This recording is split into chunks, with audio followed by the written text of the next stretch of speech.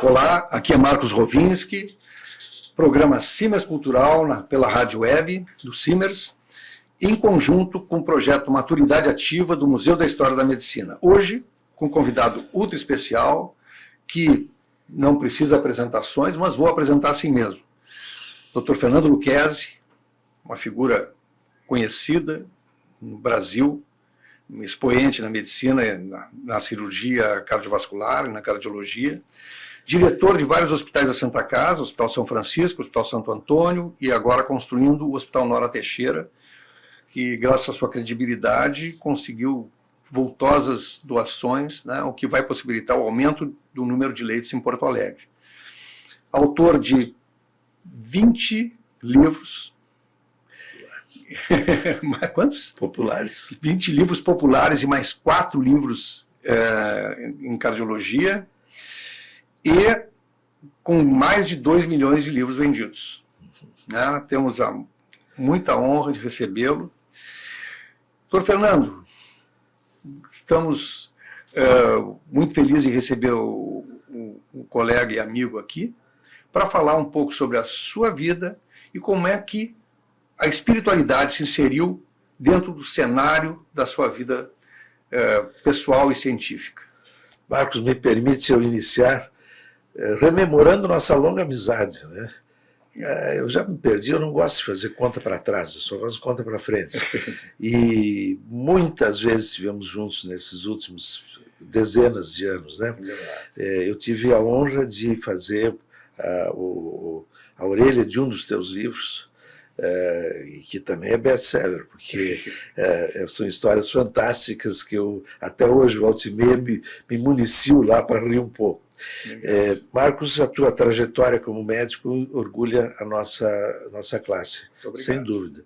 E também não só pela tua atuação, IML, toda a tua vida histórica, mas também agora no sindicato, o sindicato que nos honra, e de quem eu recebi uma homenagem completamente merecida semanas atrás. Merecida. E eu fiquei encantado com a mensagem. Ontem mesmo, o Calil e eu, o Antônio Calil e eu, rememorávamos na Santa Casa essa homenagem. E realmente nos tocou muito, porque ser homenageado pelos pares é a melhor coisa que pode acontecer. E, sem dúvida, a primeira tentativa do ser humano é ser respeitado pelos seus pares. Depois ele tem que ser respeitado pelo resto. Então é o mesmo respeito que eu dedico a ti, Marcos. Muito obrigado. Isto talvez não seja tão merecido, mas eu fico feliz assim mesmo. Bom, tu sabes, eu sou um guri de interior, né? Eu nasci em Farroupilha, tenho 73 para 74 anos, e eu sempre digo que o difícil foi sair de Farroupilha e vir para Porto Alegre. De Porto Alegre para Nova York foi uma barbada. Porque naquela época o ônibus que vinha levava umas 3 horas e meia e era complicado. Hoje em 1 hora e 15 você está em Farroupilha. E era uma cidade da Serra Gaúcha que depois se tornou pujante. Então houve certamente um crescimento muito grande da região, mas depois que eu saí de lá, eu acho que para mim a saída que a região desenvolveu. E fiz toda a minha história aqui em Porto Alegre. Comecei primeiro na Faculdade de Medicina da URGS, depois no Instituto de Cardiologia, fiz minha residência lá em cirurgia cardíaca, depois na Universidade do Alabama, onde fiz a minha formação como fellow, e realmente aprendi a me portar como cirurgião, porque operei e trabalhei junto com um dos maiores cirurgiões cardíacos de todos os tempos, John Kirkland, que foi um grande professor e que passava o dia te ensinando, né? A gente se levantava às 5 horas da manhã para ver os pacientes e a gente telefonava para ele às 5h30 da manhã para ele acordar e dava todos os detalhes dos pacientes do dia anterior.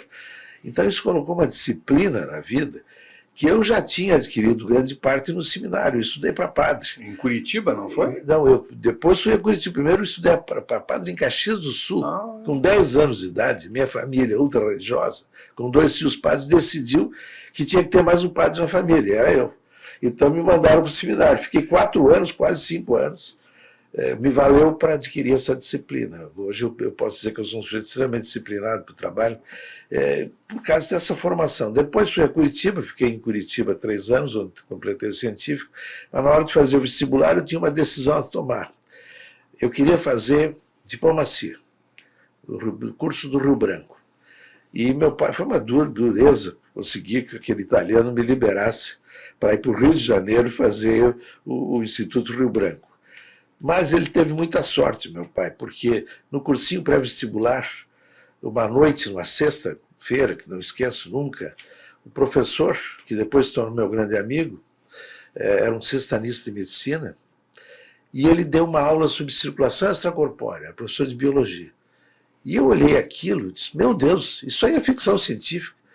Aí disse, não é não, fui falar com ele no final, venha à Faculdade de Medicina amanhã, nós vamos fazer uma cirurgia no cachorro, e tu vais participar. Sábado de tarde, 2 horas da tarde, estou eu na Faculdade de Medicina da Universidade do Paraná com o Décio Corman, e eles operaram o cachorro. Eu fiquei maravilhado.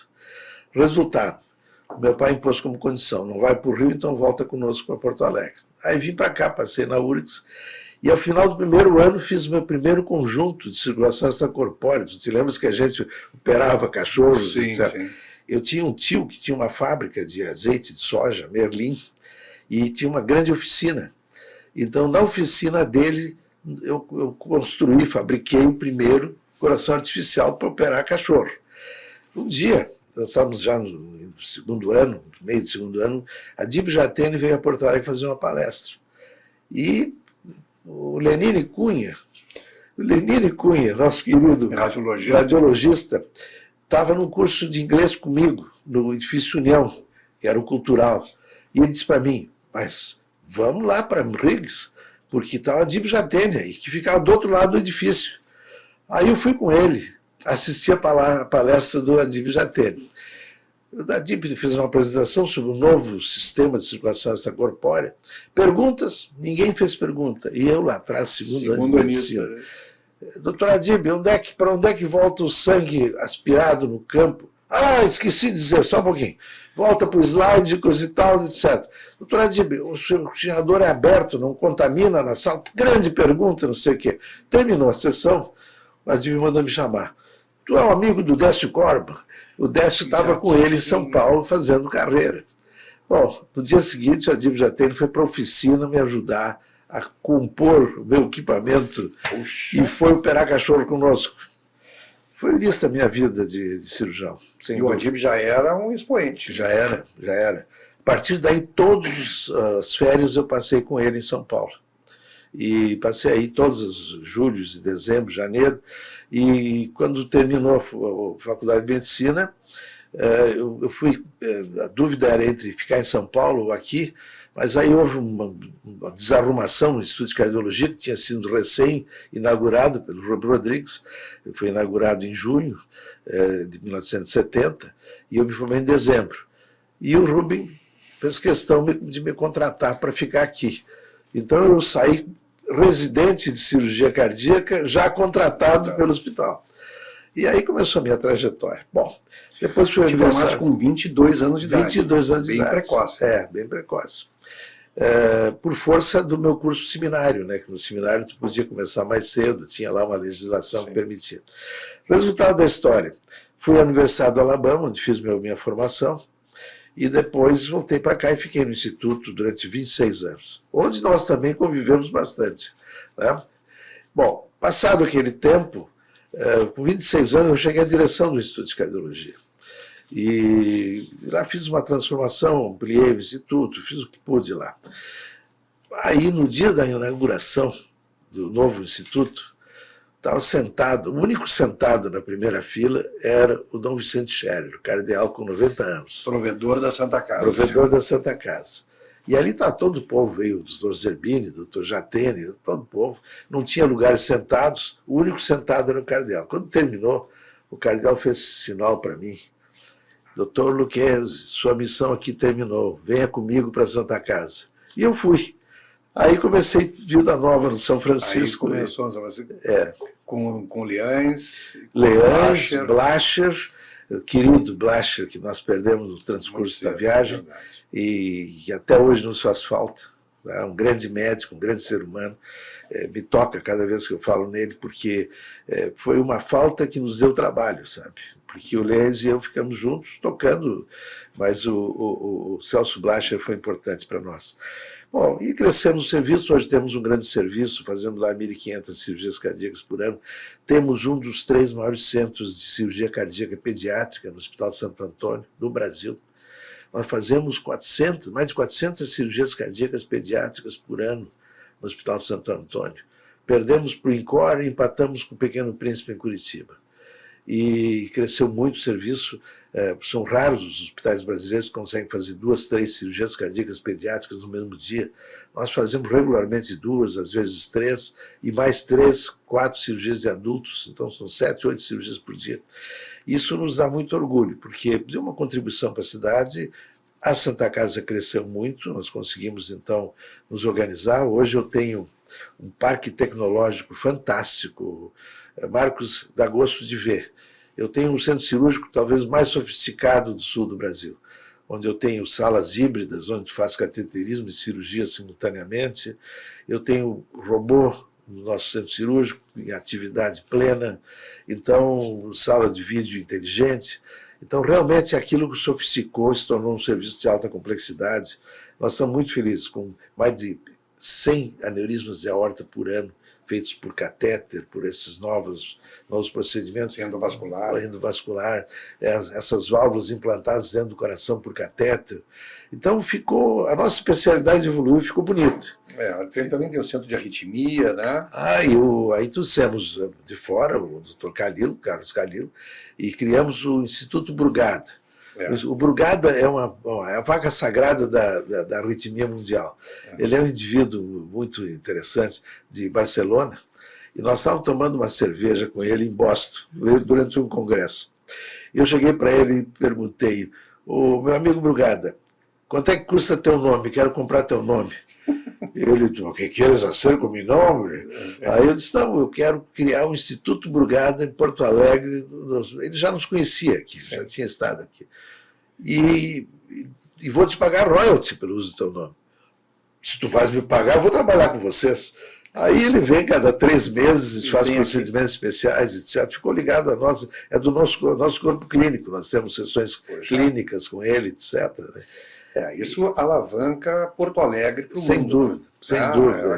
Nós já temos o doutor, ali na Santa Casa, nós temos o Camargo, que é expoente mundial, e temos um centro de cardiologia de renome mundial também. Tá muito bem. E surgiu uma outra coisa agora, por força do Brugada, Marcos. O Brugada, quando eu assumi o Santo Antônio, eu disse: nós temos que inovar também. O Santo Antônio se transformou num hospital de alta complexidade. Se faz 50 transplantes lá no Santo Antônio. Rim, fígado, coração, até pulmão. Bom, o pulmão é feito normalmente pelo Camargo lá, mas assim, esse rim, fígado e coração são 50 por ano. É bastante. Se fazem lá 3.000 e tantas cirurgias por ano. Nós temos assim 400 cirurgias cardíacas, 300 neurocirurgias. É um grande centro, né? Sim. Bom, eu dizia, tem que colocar alguma coisa a mais aqui. Falando com o Brugada, eu tinha a ideia de que talvez chegasse a hora da cirurgia fetal, da medicina fetal. E o Brugada me disse: quando vais estar em Barcelona? Eu marquei com ele pouco antes da pandemia e fui a Barcelona. Cheguei lá. Ele me apresentou um sujeito que tinha começado como assistente dele, que já era professor titular da Universidade de Barcelona, Edward Gratacós, uma das maiores experiências do mundo em cirurgia fetal. Esse cara faz 200 cirurgias fetais por ano. É impressionante o que já se faz em feto.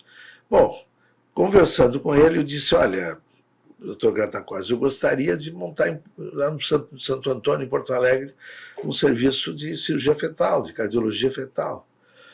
Ele me disse assim: olha, eu gostaria que o senhor coordenasse isso. Ele disse: 2 meses atrás, veio o ministro de saúde da Rússia me fazer a mesma proposta e eu não aceitei. Diz ele. Bom, eu pensei: estou excluído, né? Mas volta aqui amanhã, vamos fazer uma outra reunião amanhã de manhã. Nos dias seguintes eu voltei, esse cara sabia tudo da Santa Casa de Porto Alegre. Ele fez uma enorme investigação. ele sabia a localização, o número de procedimentos, nosso balanço anual. E no final ele disse, vou aceitar fazer um joint venture com vocês. Mas eu não estou sendo bonzinho só, eu tenho interesse. Por quê? A lei do aborto está reduzindo tremendamente os procedimentos na Europa. Porque as pessoas estão abortando em vez de ir adiante. Lá vocês têm uma agenda anti-aborto forte ainda, bancada evangélica, bancada católica, etc. E nós precisamos desenvolver essa especialidade que está salvando muitas vidas. Então, isso é o primeiro. Segundo, vocês estão no centro da América do Sul, porque é liderando para a Argentina, Chile, etc.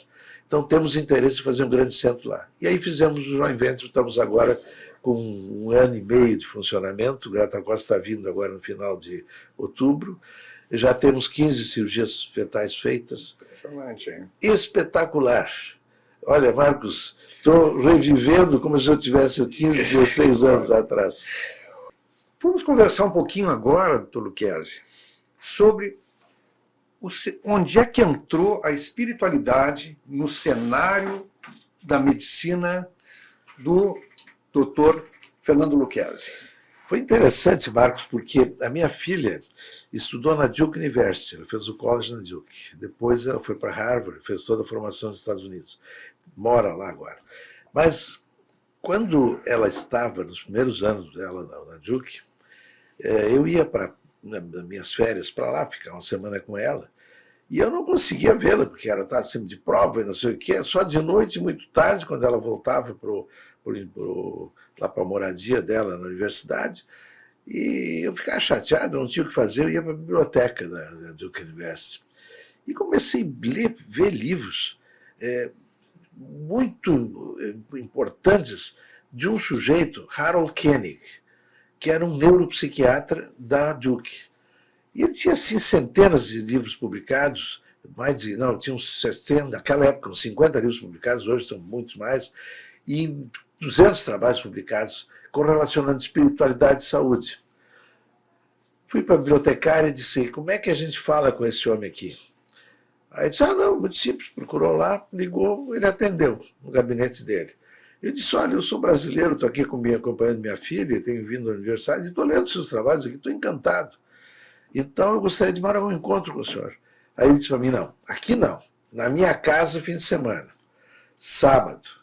Então, sábado fui passar o dia com ele lá na casa dele. Foi muito engraçado, porque ele tinha planejado até um churrasco. E eu salvei o churrasco dele, obviamente, porque eu assumi o churrasco dele, fiz um churrasco bem melhor do que ele ia fazer. Sem dúvida, porque eles assassinam a carne. Ficou encantado comigo, eu fiquei o churrasqueiro oficial do Harold Koenig.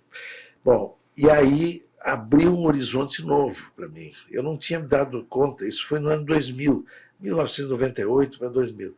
Eu não tinha me dado conta da importância daquilo, sabe? E achei que tinha um mundo novo.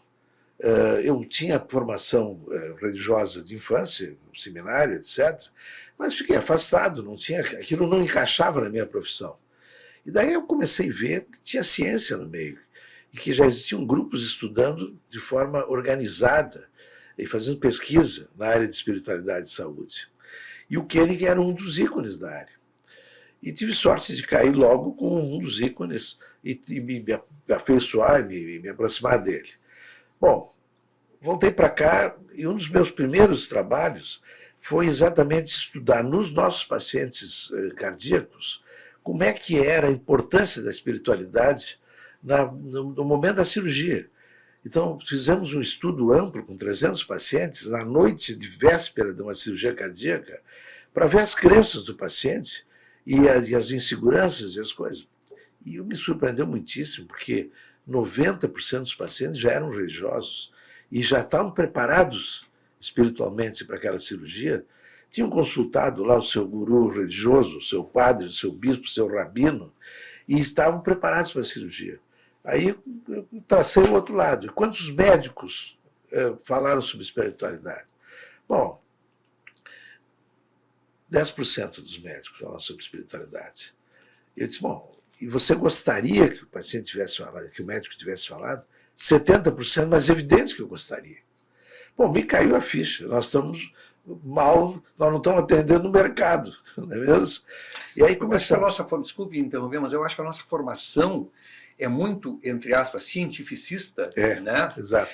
E não dava margem a essa parte espiritual como se fosse uma coisa à parte. Eu me lembro daquele filme do William Hurt, Um Golpe do Destino. Perfeito filme. Né? Em que o médico fica doente. Primeiro, ele era um grande debochava, né? Quando ele fica doente, ele debochava daquele médico que ele chamava de rabino, que conversava com as pessoas em coma, Isso, exatamente. E aí ele quer ser tratado por aquele médico, que tinha a questão da espiritualidade, né? Não da religiosidade, mas da espiritualidade. Bom, o resultado da história. Começou a nossa vida nessa área. E teve uma coisa paradigmática aí pelo 2001, 2002. Eu apresentei num congresso em Belém do Pará, era a última palestra do dia. A minha mulher veio, inclusive, sentou lá atrás para a gente sair para jantar depois.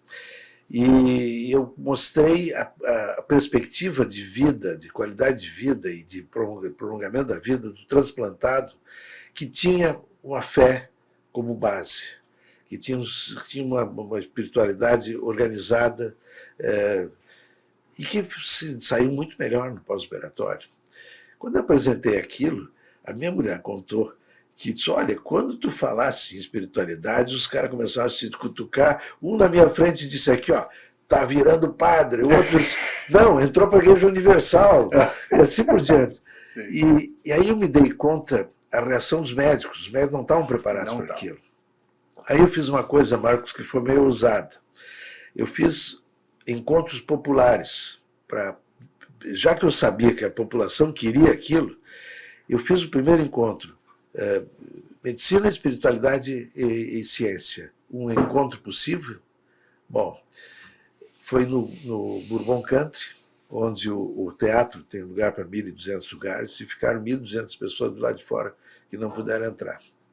Eu trouxe o Koenig disse, nunca falei para tanta gente na minha vida.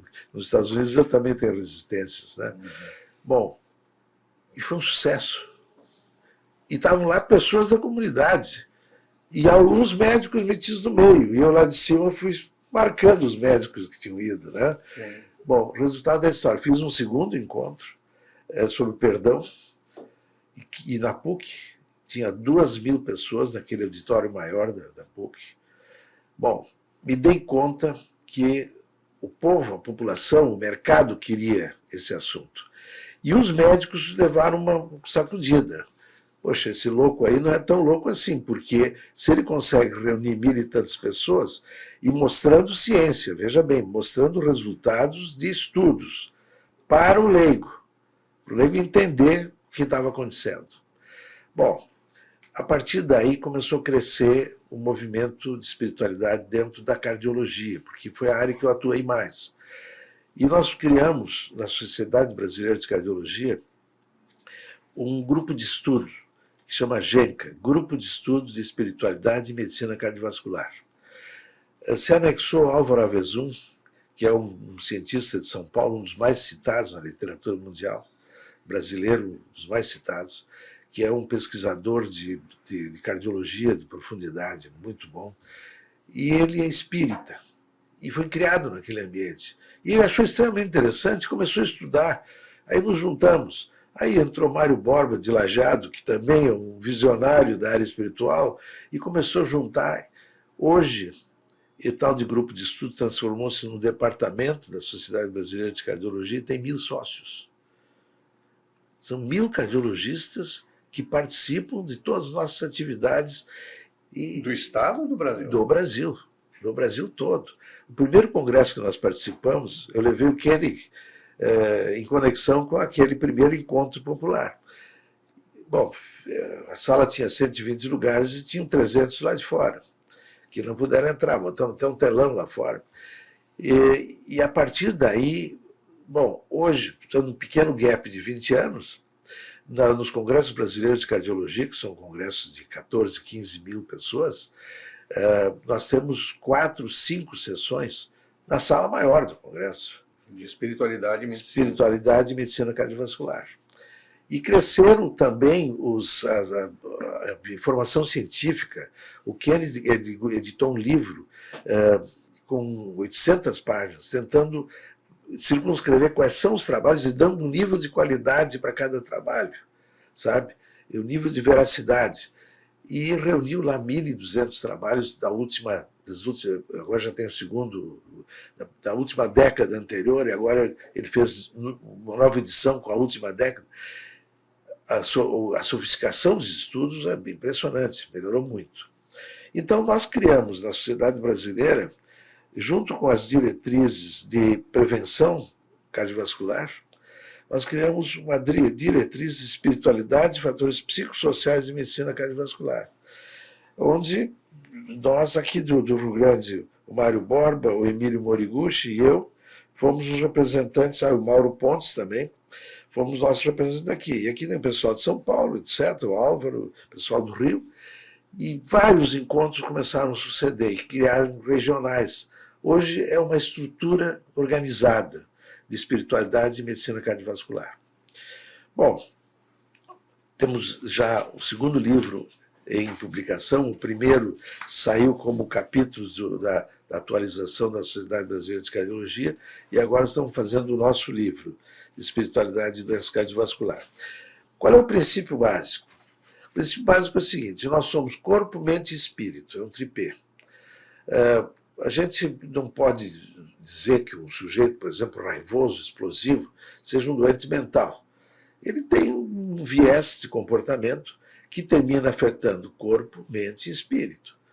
E o complexo dessa situação de corpo, mente e espírito passou a ser investigado profundamente. Por exemplo, raiva, inveja e vaidade, que eu chamo do trio maléfico.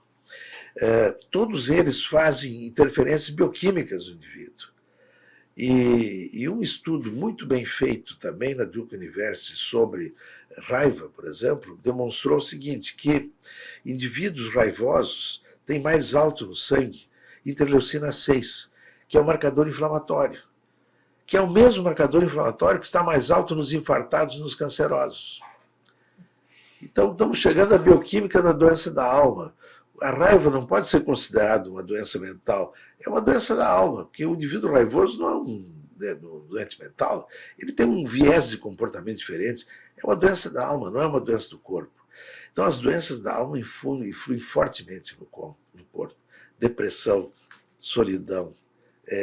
Depressão, por exemplo, é uma doença extremamente importante do ponto de vista físico.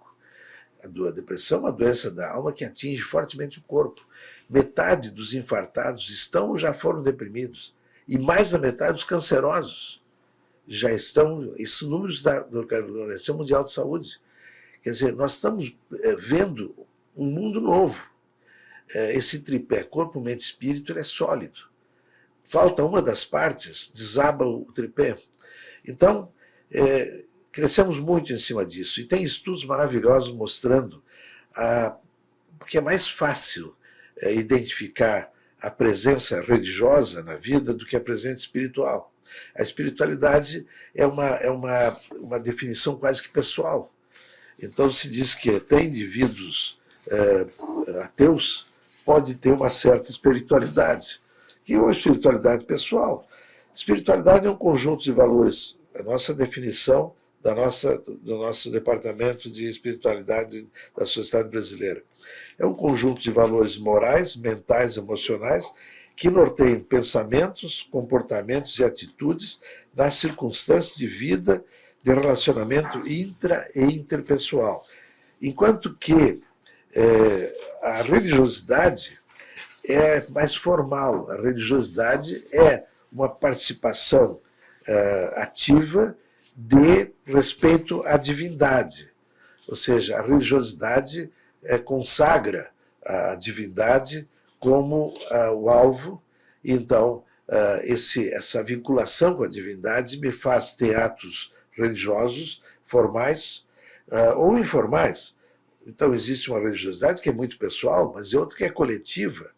A religiosidade se expressa muito pelo formalismo do ato religioso, que é mais fácil de fazer a pesquisa, porque tu vê quantas vezes o sujeito foi à sinagoga nesse ano, quantas vezes ele foi à igreja nesse ano.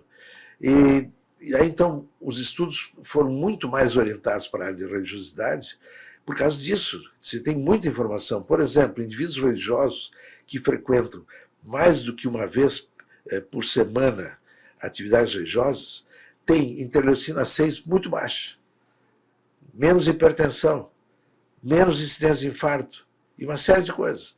Claro que esse componente religioso pode ser aferido, porque se sabe quantas vezes ele está.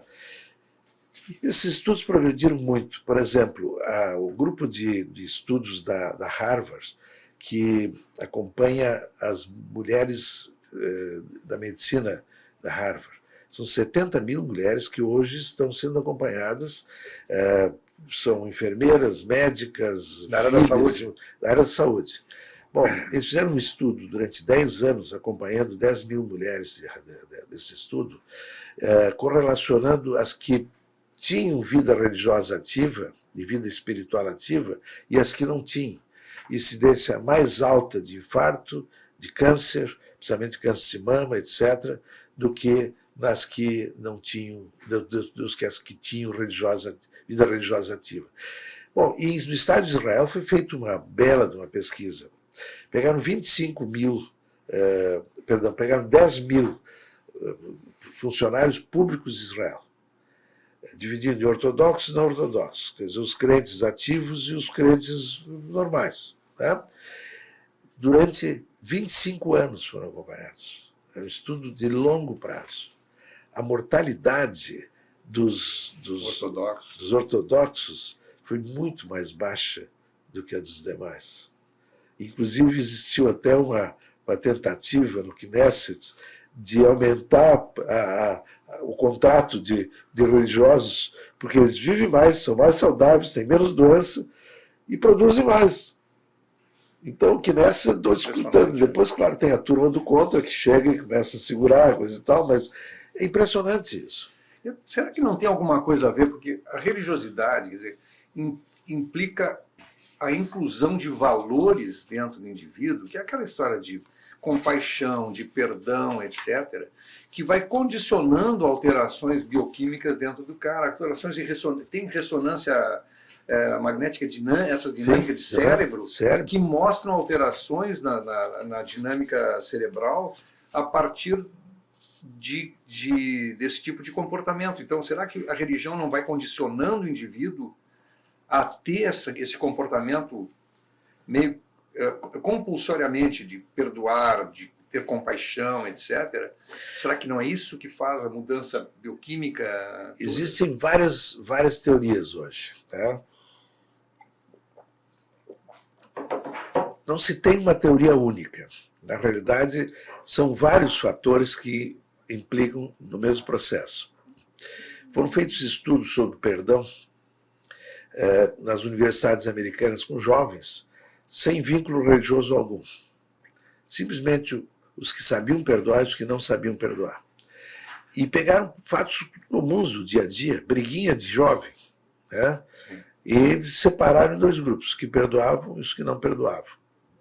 E eles acompanharam aspectos interessantíssimos de convivência psicossocial, de estresse pessoal, essa coisa toda.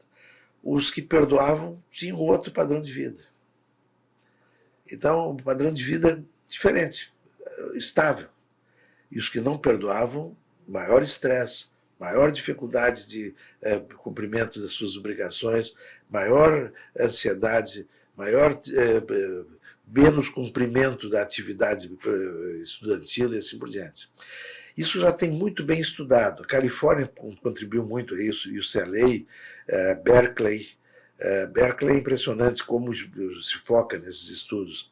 E realmente tem uma clareza de informação que já passou para outro nível. Por exemplo, pegaram indivíduos com cardiopatia isquêmica, com doença coronária, fizeram um estudo de mapeamento isquêmico do coração, com ressonância miocárdica, e foram observar as diferenças entre os que perdoavam e os que não perdoavam. os que perdoavam tinham menos isquemia miocárdica do que os que não perdoavam. Menos crises de isquemia miocárdica também, menos dor, menos angina. Então é um complexo tão difícil da gente entender ainda, sabe? Agora, parece que o apaziguamento pessoal é que faz toda a diferença. O sujeito está em paz consigo mesmo. E aí, então, ele fica em paz com os demais.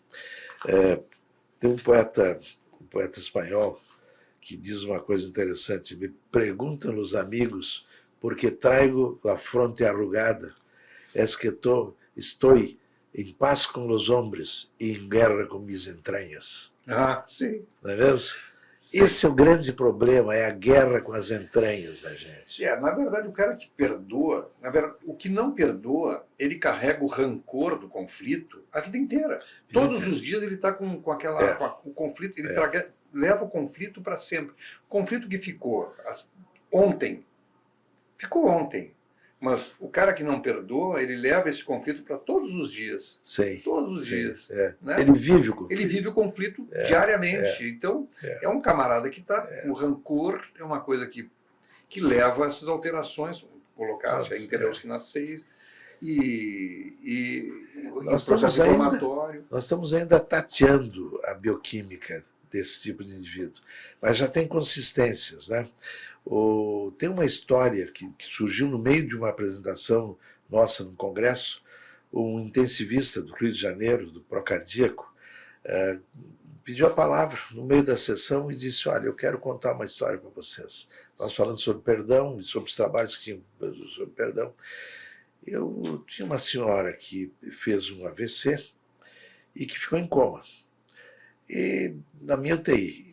Não era um AVC tão importante, mas ela não progredia o coma. Ela não ia para frente nem para trás. E ficou semanas lá.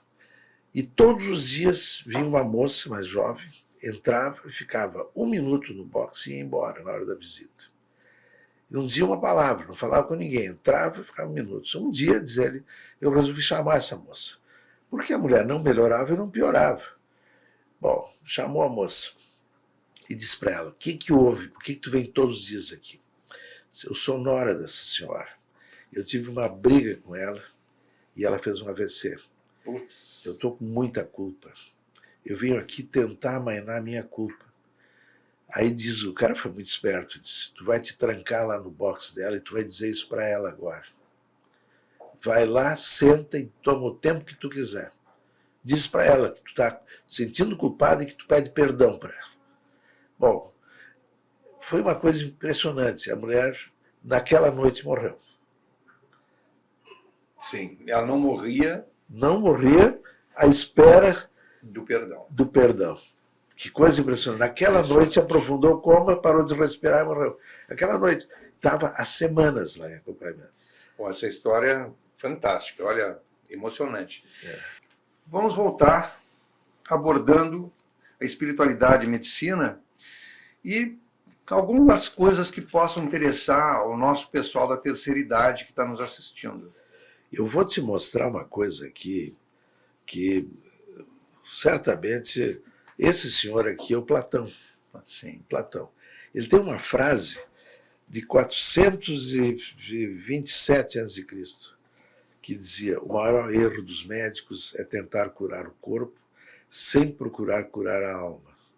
Entretanto, corpo e alma são um e não podem ser tratados separadamente. Nós levamos 2.000 anos para aprender isso. E é verdade. 2.400 anos para aprender isso. Nós médicos, nós somos meio lentos, né? Agora, a resposta da medicina em relação a isso mudou completamente. Hoje, não só os grupos de psiquiatras, os psiquiatras são mais ativos nisso, mas os cardiologistas, os cancerologistas que vivem, enfrentam a morte com mais frequência, estão extremamente abertos para essa discussão. Eu fiz parte de uma banca de tese de uma aluna do Gilberto Schwartzman há pouco tempo, e tese de mestrado, em que ela fez a correlação exatamente da doença oncológica e a participação do médico nisso. Olha, cada vez mais o médico está percebendo que ele tem que assumir a sua posição também como médico da alma, não só como médico do corpo. Eu tenho um rapaz que está fazendo formação em mindfulness e fez agora o tese de mestrado dele em Harvard sobre compaixão. Espetacular. Compaixão. Espetacular. Mês passado ele ele defendeu a tese dele, né? Para ver o que é importante isso hoje dentro da medicina, e como muda, né, a ideia de o tratamento a relação médico-paciente quando tu tens a ideia da compaixão, do perdão, e tu consegue passar isso para a tua vida prática médica diária, né? Nós temos discutido muito isso na formação dos jovens médicos hoje, sabe? Os residentes. Nós estamos criando uma forma de passar para os cirurgiões cardíacos brasileiros e para os cardiologistas brasileiros a importância dos soft skills. Soft skill é um conceito novo. O hard skill é o que tu consegue fazer na sala de cirurgia com a tua habilidade pessoal ou com o conhecimento cardiológico com o teu paciente. O soft skill é uma coisa que tem que desenvolver pessoalmente. Que isso aí é a empatia, é a ligação com o paciente, a alegria de poder ajudar, a simplicidade de gesto, a humildade na relação com o paciente. Humildade entra a doença grave, saber que nós temos limitações. Esses soft skills agora são a meta do que nós estamos levando na produção de novos cirurgiões e novos cardiologistas. Elas são mais importantes do que ensinar cardiologia, do que ensinar cirurgia. Cirurgia cardíaca o cara termina aprendendo. Vai fazendo, repetindo, aprende. Agora, soft skills, se tu não ensinar agora e não estimular agora, eles não aprendem pro resto da vida. Aí eles vão ser sempre um prego no sapato do paciente, porque eles não penetram na alma do paciente. Eu nunca esqueço, Marcos, tu deve te lembrar, né, na nossa faculdade, tinha uns velhos professores que eram formais, tinha um, especialmente na neuro, que eu vestia uma casaca, assim, né, na dermato tinha um que era Sim. o próprio chefe da SS nazista. Não tinha empatia nenhuma Nenhuma, com o paciente. Zero. Excelente tecnicamente, mas péssimo na relação com o paciente. Bom, esse professor, que tu sabe quem é, dizia para nós: a mão do médico não tem nada a fazer no ombro do paciente. Imagina. Eu ouvi isso dele. Graças a Deus, logo depois eu aprendi que a mão do médico tinha que estar no ombro do paciente. Mas tu vê só a mudança dessa história, pelo amor de Deus. Então eu acho que esse tom nós temos que transferir isso para os esses nossos filhos adotivos profissionais que estão se formando conosco, né? E isso faz parte da espiritualidade também. Então, no meu serviço, foi engraçado. Tu conhece bem o Leés. O Leés, de início, estava meio cestroso com tal história de espiritualidade. Aí ele foi para uma reunião nossa de discussão de caso e viu que nós estávamos discutindo ciência. Ele disse: não, se é ciência eu estou dentro. Então, isto hoje nós estamos sólidos em cima dos ensinamentos. Tem estudo para tudo. O que tu imaginar, já se fez estudos. E nós estamos ampliando a nossa gama de estudos, etc., para a gente realmente poder dar uma contribuição para o paciente. O objetivo é melhorar a experiência do paciente. Isso que é o objetivo. E com isso a gente se enriquecer também, porque... Tranquilo. A gente ajuda o paciente quando a gente começa a ter esse entendimento. Para conclusão, né, o que a gente pode dizer para os pacientes que estão nos ouvindo, não só os médicos, mas os pacientes que estão nos ouvindo sobre espiritualidade? Bom, doença e saúde. Em primeiro lugar, vamos dividir os pacientes em dois grupos. Os que têm doença simples ou não têm doença, e os que têm doença grave. O doente grave, ele aprende mais fácil a lidar com a espiritualidade, porque ele está numa fase frágil e ele precisa daquele empurrão. O sujeito que não se sente doente, ele é poderoso. Ele acha que o check-up foi maravilhoso, ele vai viver 110 anos, está tudo bem. Até o dia da primeira manifestação de doença. Aí ele muda de lado. Eu escrevi um livro que me deu muita satisfação, porque eu conto histórias da segunda chance, a vida depois da doença. Histórias de consultório da minha vida profissional, em que o sujeito teve a doença e como ele se portou depois da doença. E tem coisas incríveis. Tem gente que jamais aceitou a doença e que jogou contra si próprio de uma forma pesada até morrer. E tem outros que nasceram de novo, entenderam a visão do problema. Ontem eu atendi um consultório uma senhora que ficou um mês entubada com Covid. Ela era uma brigona, o marido dela era um santo, eu não sei como é que ele aguentava essa mulher.